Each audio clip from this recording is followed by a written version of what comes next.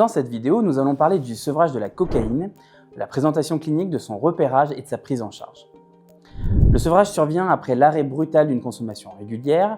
Il apparaît quelques heures après la dernière prise et peut durer plusieurs jours à plusieurs semaines. Il provoque souvent un intense sentiment de détresse. Cliniquement, il peut ressembler à un épisode dépressif sévère.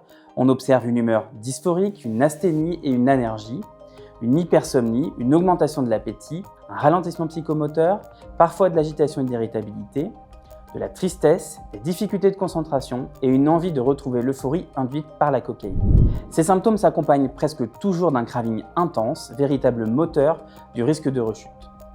Beaucoup d'usagers tentent d'amortir la descente en consommant d'autres produits, comme l'alcool, les benzodiazépines, les hypnotiques, les opioïdes ou le cannabis. Cela augmente les risques pour leur santé, qu'il s'agisse d'une sédation importante, de dépendance croisée ou de complications. Et cela peut favoriser l'installation secondaire d'autres troubles liés aux substances. Toute personne ayant arrêté ou réduit brutalement sa consommation récente de cocaïne ou de crack doit être évaluée. Aux urgences, ce tableau de sevrage peut parfois se confondre avec un tableau psychiatrique, mais il peut aussi générer des troubles du comportement parfois importants. Il est donc crucial de savoir le repérer.